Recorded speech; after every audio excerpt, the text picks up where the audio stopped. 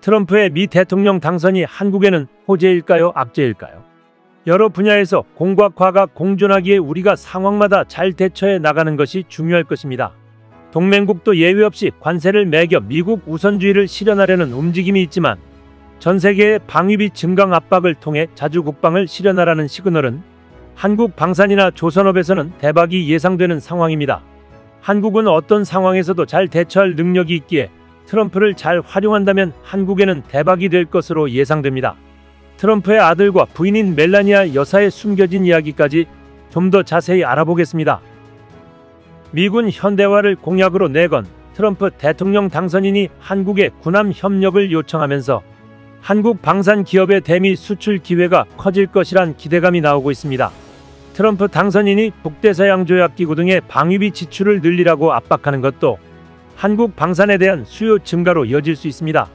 방산 전문가들은 미국과 국방협력 강화, 유럽과는 메이드 인 나토 전략을 통해 기회 요소를 키워야 한다고 조언하고 있습니다.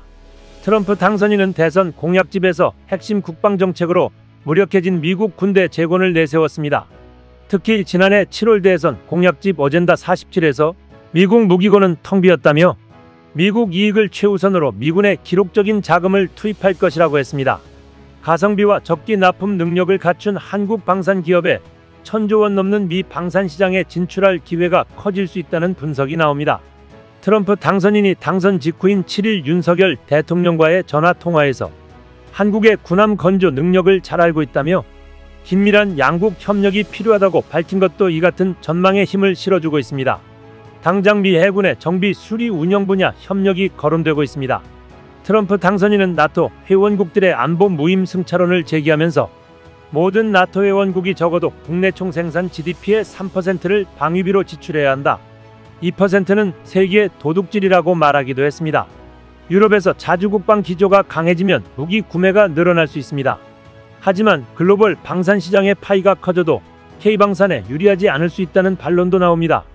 엄효식 국방안보 포럼 사무총장은 4년 전 대부분 문을 닫는 분위기였던 유럽의 방산 공장들이 엄청나게 가동률을 끌어올리고 있다며 K방산의 품질이 유럽산보다 월등하다는 전제를 갖춰야만 우리에게 기회가 올 것이라고 지적했습니다.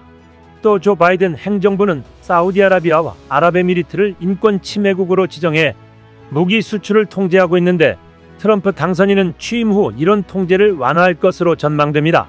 이는 곧 중동 시장에서 한국과 미국 방산의 경쟁 격화로 이어질 수 있다는 말입니다.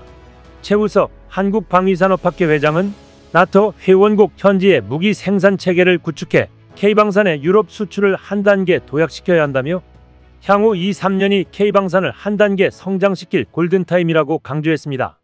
최근 미국 육군이 추진하는 대규모 자주포 현대화 사업에 한화에어로스페이스 제품이 후보군에 들어갔습니다. 이달부터 미 육군 주도의 실증 테스트가 경남 창원 사업장에서 진행되고 있습니다.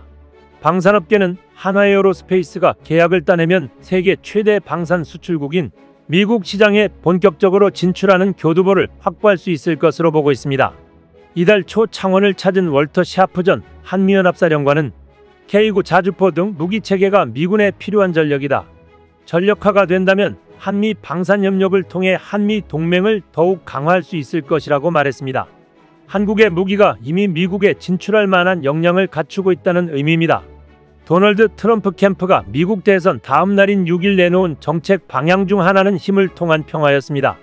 7월 발표된 미 공화당의 대선 공약집엔 첨단 기술 및 무기 확보를 통한 미군의 현대화, 동맹국에 대한 방위비 분담 요구 강화, 방위산업에 대한 투자 확대 등이 기술되어 있습니다. 국내 방산업계는 미군이 첨단 무기들에 비해 상대적으로 생산과 투자를 등한시했던 전차나 포, 로켓 등 재래식 무기를 대거 사들일 가능성이 있다고 보고 있습니다. 한 예로 미국은 자주포 개량에 실패해 해외에서 자주포를 사오는 사업을 추진 중인데 한화에어로스페이스의 K9 자주포와 탄약운 반차 K10을 눈여겨보고 있습니다. 또 미국은 국산 유도무기 체계 최초로 미 국방부가 주관하는 해외 비교 시험을 통과한 LIGN-X1의 세계 유일 유도 로켓 비공도 수입 우선순위에 두고 있는 것으로 전해지고 있습니다. 최우석 한국방위산업학회장은 미국은 첨단 무기 강국이지만 재래식 무기에서는 부족한 부분이 있다며 미국으로 수출하면 세계적인 방산 제품이란 인증이 되는 것이고 수출의 날개를 달게 된다고 말했습니다. 나토 회원국들이 미국의 압박에 자주 국방에 나설 경우 유럽보다는 한국 등에서 무기를 구매할 가능성이 높습니다. 1990년 유럽의 나토와 소련이 유럽 재래식 무기 감축 조약을 체결해 인프라가 축소됐기 때문입니다. K방산이 미국뿐만 아니라 유럽에서도 기회를 맞이하게 된 것입니다. 다만 트럼프 재집권으로 기회를 잡은 곳은 한국 방산 기업뿐만이 아닙니다. 미국은 앞으로 기존 첨단 무기뿐만 아니라 재래식 무기에도 힘을 쏟을 것이고 유럽 역시 무기 생산 시설 확충에 나설 가능성이 높습니다. 전문가들은 트럼프 재집권으로 온 기회를 살리기 위해선 R&D 강화와 현지화에 승부를 걸어야 한다고 조언했습니다. 김만기 카이스트 경영대 교수는 결국 K방산의 지속 가능성은 R&D 역량에 달려있다며 재래식 무기를 넘어 인공지능, 무인 시스템 등 첨단 기술이 접목된 무기 체계를 개발해야 지속적으로 성장할 수 있다고 말했습니다. 한편 트럼프 전 대통령이 재선에 성공하면서 부인 멜라니아 여사도 다시 영부인 지위를 얻게 됐습니다. 이 가운데 남편의 미국 대통령 당선 소식에 기뻐하지 않는 듯한 멜라니아 여사의 표정 변화가 재조명되고 있습니다. 멜라니아는 트럼프가 공화당 대선 후보로 공식 지명됐을 때도 전당대회 첫날, 둘째 날 모두 불참했었습니다. 트럼프가 당선된 뒤 활짝 웃는 모습을 보여줬다가도 종종 정색하는 듯한 표정을 보여 화제가 됐습니다. 지난 4일 미국 매체 피플은 트럼프가 백악관으로 돌아간다면 멜라니아 도구와 24시간 함께할지에 관한 지인들의 의견을 전했습니다. 트럼프와 가까운 소식통은 멜라니아가 다시 영부인이 된다면 사람들은 당연히 그가 백악관으로 들어가 적절한 임무를 수행할 것을 기대한다며 하지만 멜라니아는 백악관에 들어가는 것을 그다지 좋아하지 않는다고 했습니다. 그러면서 멜라니아는 뉴욕에 아파트가 있고 플로리다 마러라고 해도 집이 있다며 멜라니아는 이 모든 장소에서 시간을 보낼 것이라고 했습니다. 멜라니아가 백악관에서 주로 거주할 가능성은 작다고 본 것이었습니다. 트럼프 가족의 친구인 또 다른 소식통 또한 멜라니아는 플로리다와 뉴욕에 머무를 것이라며 그가 워싱턴으로 돌아가지 않을 것이라고 확실하게 말했습니다. 멜라니아는 영부인 자리에서 물러난 후 대중들의 감시에서 벗어난 걸 즐거워했다고 합니다. 심지어는 2021년 조 바이든 대통령 취임식 날 트럼프 부부가 백악관을 떠날 때 멜라니아가 가장 환하게 웃었다는 이야기도 나왔습니다. 또 일각에서는 백악관이 트럼프의 자택보다 더 누추하다는 우스갯소리가 떠돌기도 했습니다. 특히 멜라니아는 막내 아들 배런과 뉴욕에서 시간을 보내는 걸 가장 중요시하는 것으로 전해졌습니다. 트럼프가 과거 막내 아들인 배런을 훈육하는 영상도 화제가 되고 있습니다.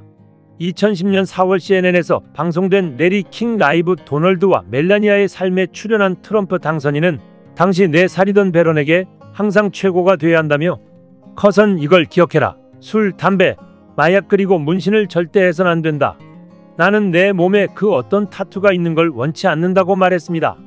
아버지의 단호한 훈육에 배런은 고개를 끄덕였습니다. 실제 트럼프 당선인은 술과 담배를 전혀 하지 않는 것으로 유명합니다.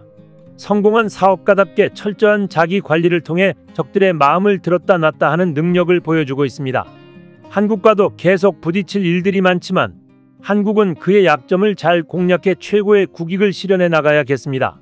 트럼프야, 먼저 한국을 잘 대우해라. 이상 시온TV였습니다.